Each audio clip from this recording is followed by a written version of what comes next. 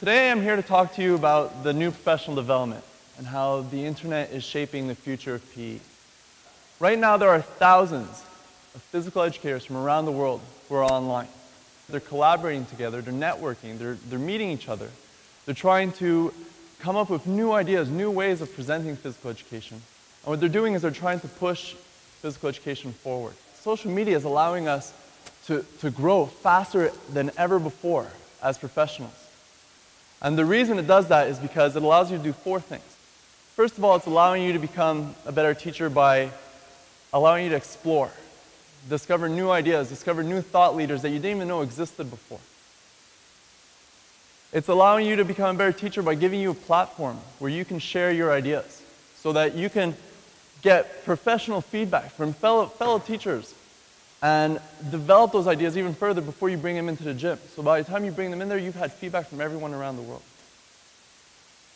It's giving you a platform where you can create resources, and I'll talk to you a little bit later about what I mean by resources.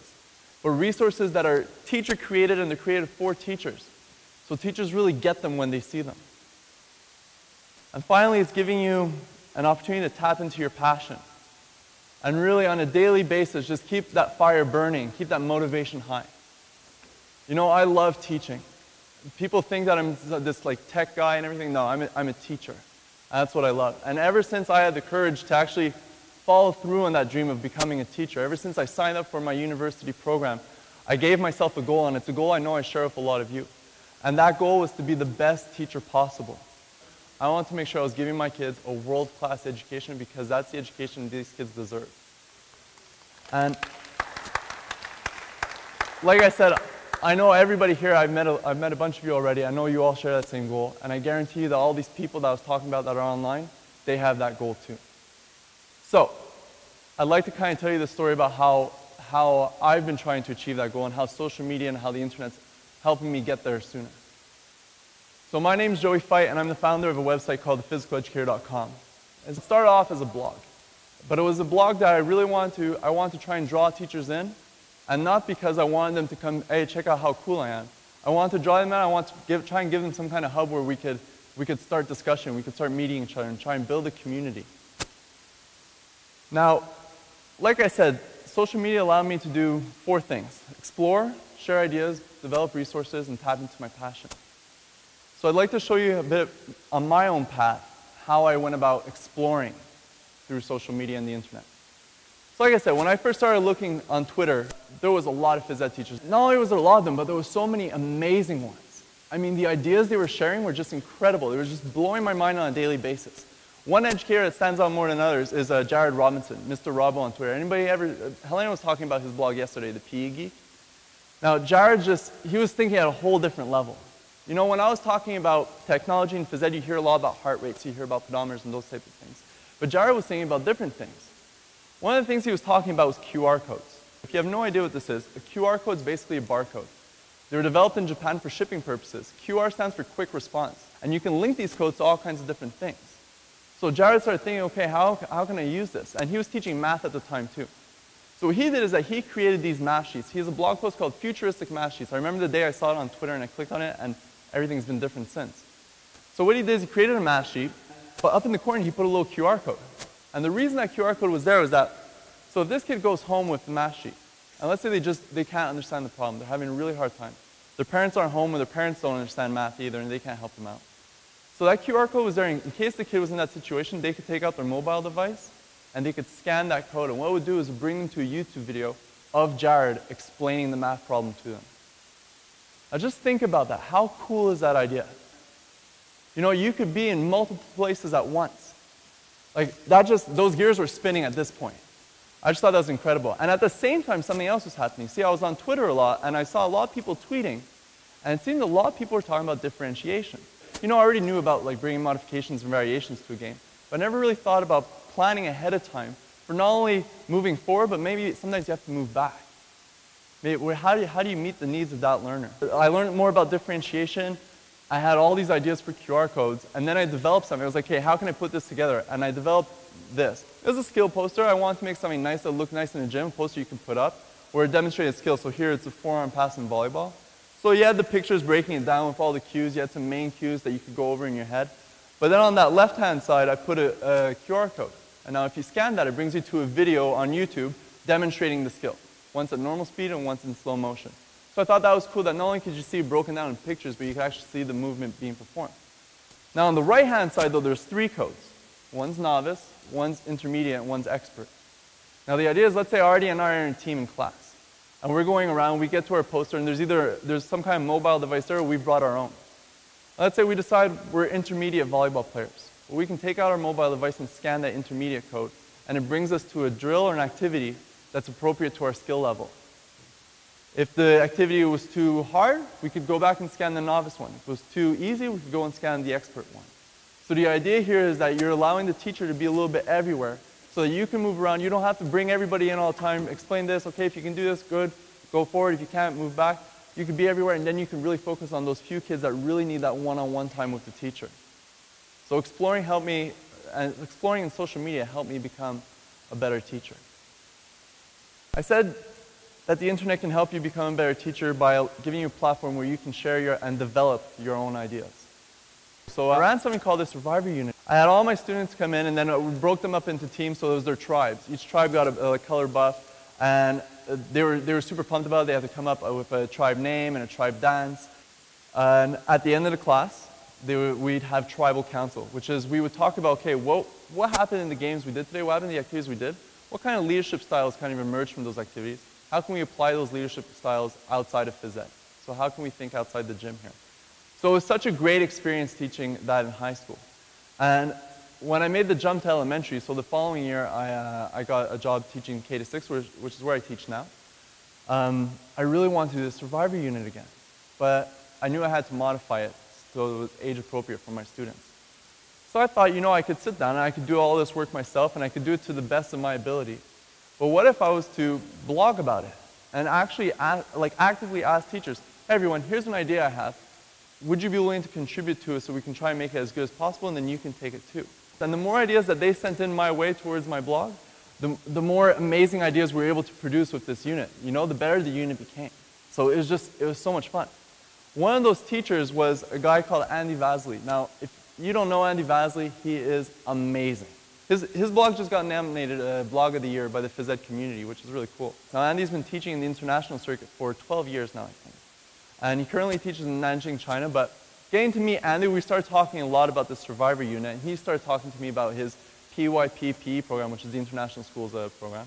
And he was teaching me all about things like the learner profile and the values that they try and teach through there. And I thought that was super interesting because it related directly to the Survivor Unit. And then Andy at one point was like, hey man, I have a really cool idea I have to tell you about.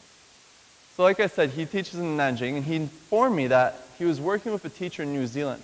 And together, the same kind of way I was collaborating to put together this leadership unit, they were working together on a gymnastics unit, where the students had to put together a routine, and then they had to perform the routine, and then they would be assessed by their peers. Okay? Now the thing is, though, is that because he was working with this guy in New Zealand, instead of their peers being their classmates, they weren't going to be assessed by their classmates. And these students in Nanjing were going to be evaluated by the students in New Zealand, and the students in New Zealand were going to be evaluated by the students in Nanjing. Now, how amazing is that, being able to create that kind of like a flat classroom, where you're getting students from different countries, getting to see the work other students are doing and get to help evaluate and help them get better. I just thought that was amazing, and a year later I put together a similar unit for dance. And I blogged about it, and kids had to put together a routine, but it was all done with iPads. So instead of having to perform in front of the class, you put together your routine, you filmed it on an iPad, and then the judges, every team would go around and watch the routines on iPads. And what was great about it was that it took away that whole scary aspect of having to perform in front of others. And all of a sudden I had all my boys dancing and putting on amazing routines, and everybody was just super excited about dance. Now when I blogged about it, because now I'd gotten used to, like, if I'm doing something cool in phys ed, I have to share it with everyone because I want to see how much better we can make it. When I blogged about it, I told people about Andy's idea. And what happened next is that I had teachers from all around the world picking up this dance unit. And what do you think they were doing? They were creating international dance-offs, where the kids would put together the routine and then present it to kids on a completely different continent, where they would be able to evaluate that way. And I just thought that was incredible. But that would have never happened if I hadn't shared my idea and talked with Andy. And like I said, just been willing to put that idea out there and see what happens. So, The third thing I mentioned is that the internet's letting us become better teachers because it's allowing us to build resources and share resources. And resources that are, like I said, built by teachers for teachers. Now, a resource can be a lot of things. Pretty much every post you put out there is a resource. You know, I can't tell you the amount of times that I've had a huge idea just boom in my head, all from a tweet. So 140 characters that somebody put out completely changed the way that I would go about teaching phys ed. So that's a resource. But sometimes you want to do a little bit more. And when I first started off the site, you know, I was posting a lot on social media and everything, but I wanted to make sure that I also developed resources for the site so people could come here and find good resources or cool resources. So what I did is I took those games that I didn't know and I created these, which were my game sheets. So I tried to make them look as pretty as I could with the limited ability that I had. And simple game sheets. You had your rules, you had your variations, you have your skills that you're working on, your equipment, stuff like that. And I tried to make a fancy looking diagram for everyone. Now I put up on the site, everybody on Twitter was talking about teaching games for understanding, TGFU. So I called it my TGFU games, and I put it out there. And to be honest, a lot of people really liked it. And then one day I go on the site and I see somebody left a comment being like, this has nothing to do with teaching games for understanding. And I'm not going to tell you what my first reaction to that comment was because I don't think it'd be polite to repeat. But my second reaction, when I actually took the time to think about it, the person was right. I can't just use teaching games for understanding as a buzz term and then label it on whatever. So what did I do? Okay, I'm going to go out and I'm going to try and learn more about this educational model for phys ed. And then I went back and all these sheets that I made, and at this point I had made about 50 sheets. I went back and I redesigned them all. And what I did this time is I added 2 elements to it. So the first one is I added tactical problems so that you could identify what were the problems you were trying to work on through that game. And what this did is that it helped the teachers have a better sense of, okay, how can I use this game? What's the purpose of this game that I'm teaching? And it also just helped them categorize the games by tactical problem. And then the other thing I did is I added tactical talk. So discussion questions at the bottom where you could lead them into understanding what's the solution to this tactical problem we're exploring. So I was really happy with the game sheets, and a lot of people liked them, and even the people who at first were like, oh, this has nothing to do with TGF, you could kind of see that I was heading more towards that. One person who saw them and really liked them was somebody called Kellyanne Perry, who again, an amazing educator. She's Welsh and she lives and teaches in Australia now. Now Kelly contacted me through the site and informed me that she just got a grant to fly out to Canada to do a study tour of Canada. She was going to be going to different Canadian universities. And the reason she was doing that is because she was researching teaching games for understanding. Now she'd seen my game sheets and she asked me if I'd be willing to meet up to discuss the model and maybe potentially work together on a resource. At first I was a little bit nervous, but I was like, you know what, this is a good opportunity for me to learn more about it. And Kelly taught me a lot of things, you know. She taught me about how it's a student-centered approach and even though there's steps in the model, it's not so much steps as it is a cycle, and how you're constantly going through introducing a game, working on the problems, leading the kids into understanding, working on skills through the game, and then you're constantly adapting the game around each individual student within the game, making sure you're meeting their needs. Now, Kelly and I decided that one thing that would be really cool to do is to put together a video to kind of demonstrate what teaching games for understanding looked like in a classroom setting, what it looked like in a lesson. So we put together this animated video that's playing here behind me now. And we threw that up on YouTube. And what was great is that we had so many teachers contact us afterwards and be like, thank you so much for doing this, because I feel like I understand what TGFU is all about.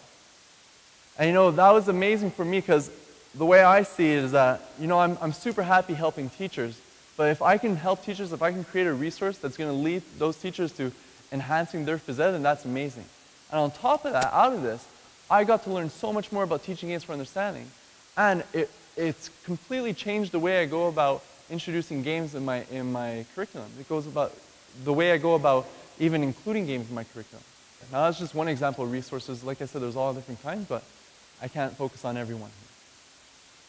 Now the last thing I said, that the last way that social media and the internet is helping teachers develop as teachers is by letting them tap into their passion on a more regular basis. So let's look at a typical career timeline here. So if you're like me, your professional development probably started off with university. So I don't know about you, but I know that when I left university, my passion was burning hot. I was so excited to get into a gym and just start teaching kids. I couldn't wait to be Mr. Joey to students. But what happens is when you get your first job, you start realizing, like, man, there's a lot of things they did not teach us in school. And it can be rough. And you know, you're dealing with things like how your contracts work and trying to understand how the unions, and then you're working with, you're realizing people don't value PE as much as you do. And you know, that can have an impact on your passion. And what you see often is that you'll see your passion starts burning down. Then your school says, don't worry about it. We got this in-house like professional development opportunity for you. It's going to be awesome. We're going to have this person come in and show off their new equipment, their new games and everything. And you know, you go to it, and it's good. And it gives you a little boost in that passion. That passion burns up again, but maybe not that much. And then starts burning down again. And it starts fading away. Then your school board comes to you and says, listen, we're going to do something awesome. We're going to send you out to the National PE Institute in North Carolina. And you go there, and then your passion's burning hot. But what do you think is going to happen when you go back to school, and again, you're facing all these obstacles, you're dealing with administrators who aren't willing to support you, you're dealing with parents who just simply don't understand what you're actually trying to achieve. You know, there's a bit of a trend going on there. Now, I want to make one thing clear, though. The problem here with this isn't the professional development. The problem is the gap in between your professional development opportunities. See, oftentimes the gap is too big. I talk to teachers who maybe go to one workshop a year. You know, and when that gap's so big, then that's when that passion starts burning down. And where social media comes into play, where the internet comes into play, is that it gives you opportunities to fill up those gaps. You know, if you're blogging from time to time, if you're attending a Twitter, like a PE chat on Twitter, if you're joining a LinkedIn community or a Facebook group, or if you're part of like a Google Plus Hangout, you know, you're filling up those gaps. You're getting professional development on a daily, if not an hourly basis. If you're on Twitter and you've been using Twitter for phys ed stuff, you know it. There's always stuff going on there. So you know you're filling up those gaps. So you have to think of your passion as a fire. And if you've ever maintained a fire before, you know that you can't just let that fire burn out and then just throw a huge log on it and then expect something to happen. It's not going to happen. By getting online, connecting with fellow professionals, sharing ideas, developing resources, we're adding fuel to that fire. And we're letting that fire, we're maintaining that fire, and we're even letting it grow a little.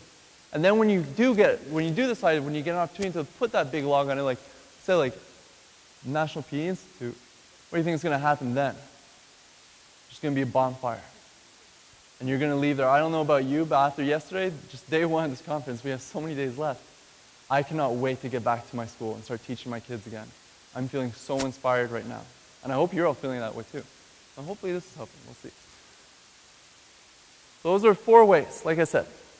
The internet's helping shape the future of PE by providing teachers with professional development opportunities that are allowing them to explore and discover new things, giving them a platform to share their ideas, giving them opportunities to develop resources, sometimes with other teachers, and letting them tap into their passion on a daily basis.